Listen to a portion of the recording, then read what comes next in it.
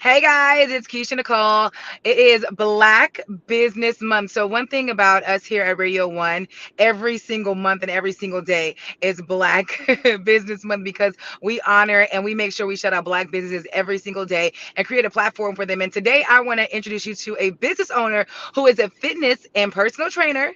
And I love this because y'all know I love to work out. Y'all welcome Chris Green to the show. Hello, Chris. What's up, Keisha? How are you, baby? Good. How are you? Living the dream.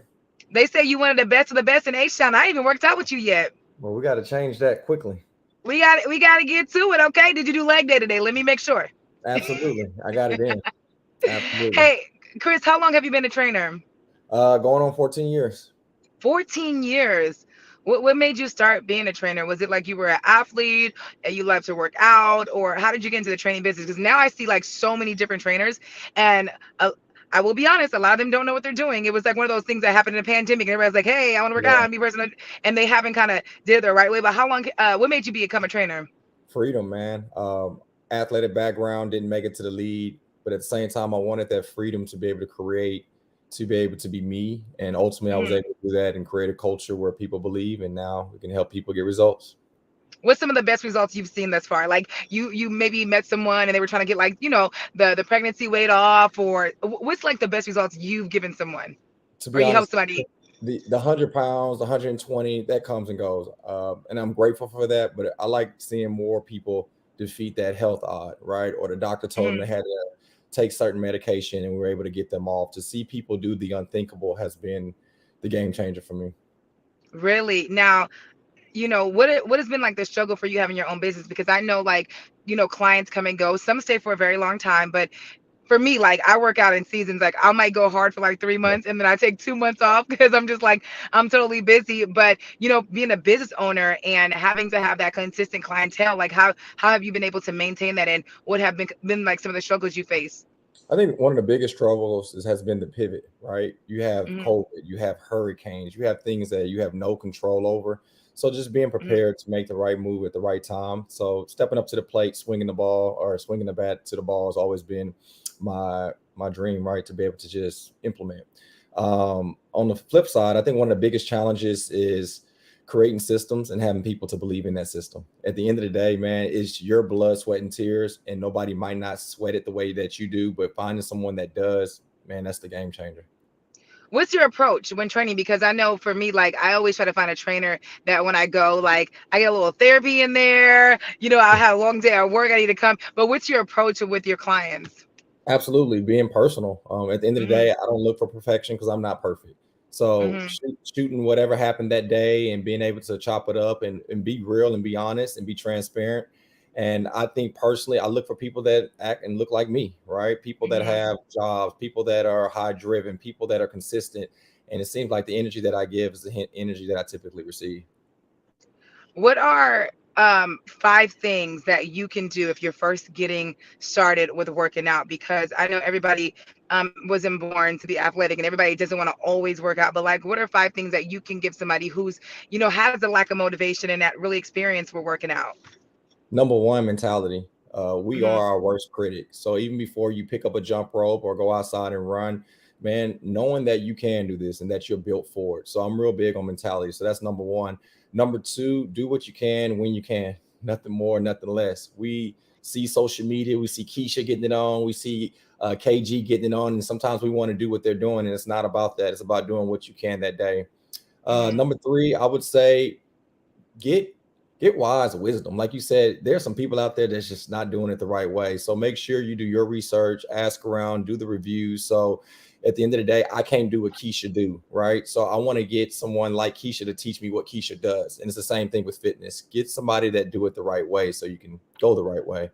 Number four, I would say be at a place where you want to be. You know, Hmm. the old show Cheers, right? Everybody knows your name. That's a real big thing in Mean Green with community and culture. Everybody that's a part of our program, whether it's boot camp online or at our gyms, you want to be there because it's love, it's cohesiveness, and I think that's a big role. Number five, I would say do what's sustainable. Don't get caught into all the trendy diets and doing backflips and landing on one hand. Man, do what you do and just do it well and be consistent at it. I want to talk about motivation and discipline.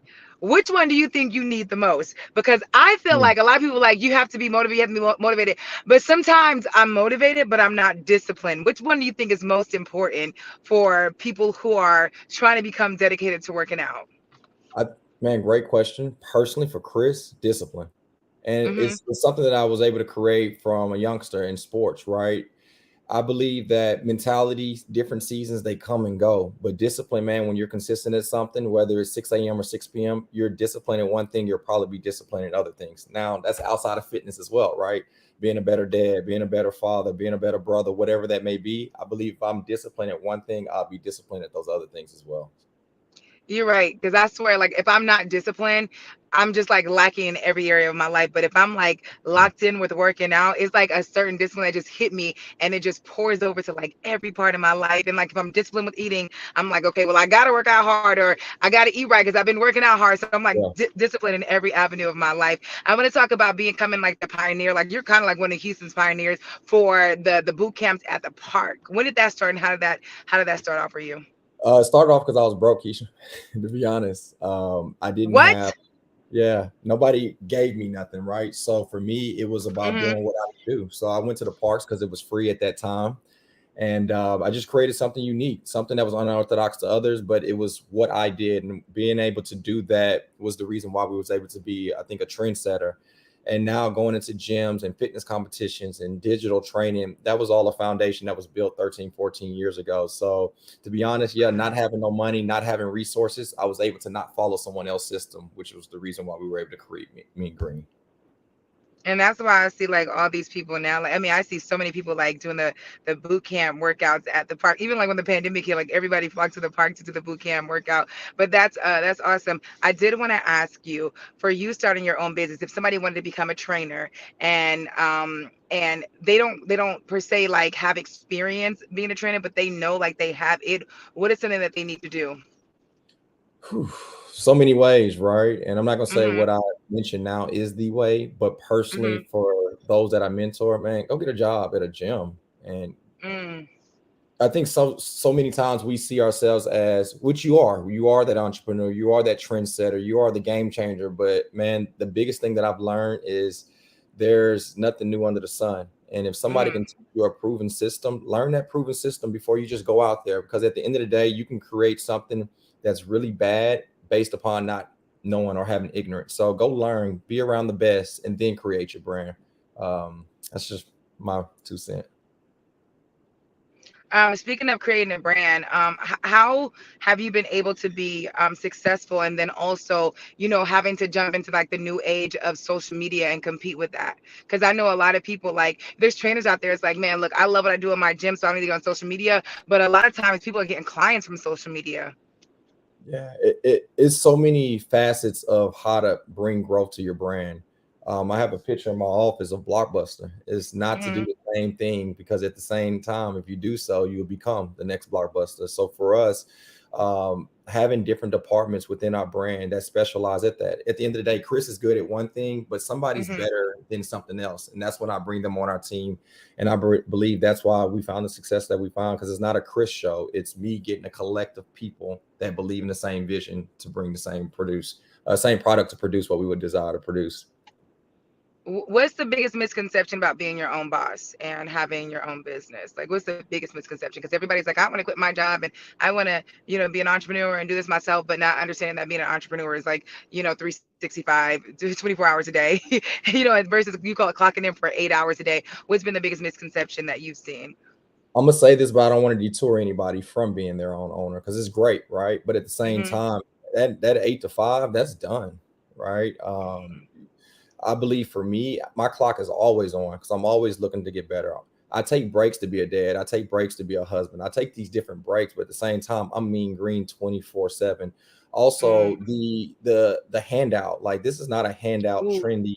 Like I don't expect people to give me stuff, and I believe people get into entrepreneurship or leadership and they expect people to give them stuff, especially me being the skin color I am. Like people don't Hmm. give me stuff sometimes. So it's really important for me and to anybody else that hear my voice, man. If you want this, it's not a cookie cutter business where people just give it to you. You got to be mentally tough and go get it. But yeah, for sure, 24/7, I'm on. Um, so I'm just jumping in and I'm looking at the comment section. And they're asking about growing your business, boot camps, training facility, beast mode games, daily sweat, virtual training, podcast. Let's talk about all of that. Um, let's start with I guess boot camp, right? That was the Okay. original. Mm-hmm. Doing that was so cool, Keish, because it put me in a position to be Chris, and I was able Mm, to be Chris no matter what, and I love that aspect. And what I mean by being Chris, sometimes when you train or you work for anybody, sometimes you have to limit personality. At that moment, I didn't have to mm, limit personality. I was able to smile. I do this thing where it's a hug or a fist bump when I see you. And I know sometimes that's not the way for some brands without saying names, but boot camp was able to create the gym, through income, through saving, through resources and friendships and growing and building a demand for your service. I was able to do our first brick and mortar gym and then do the second one and have plans to doing two more within the next 9 months.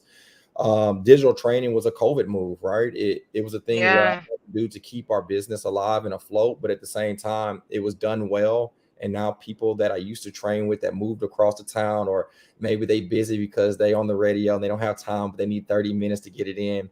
To be able to find that source of demand was eye opening. The Beast Mode games is just me being Chris, being able to connect with other Mm, people that are share the same duties, being gym owners, personal training.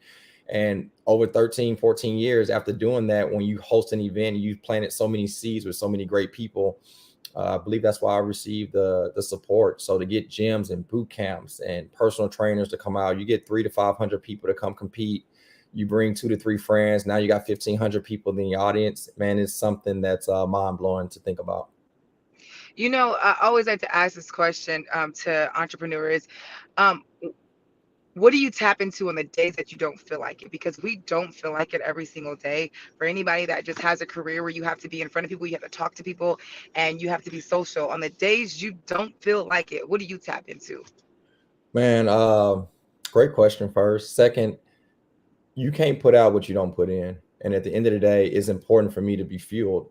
I give a lot of energy. I give everything I have when I see someone. So for me personally, my fuel comes from my belief in faith and Christianity. I'm big on worship, and I believe when I fuel myself spiritually, I'm able to produce.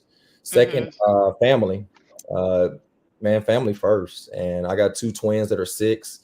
Seeing their eyes is the best motivation I've ever seen in my life. And being Mm-hmm. around them, seeing them smile, being able to put them in basketball camps and be a father, I think for me that gives me an ultimate feel that no person can ever give me.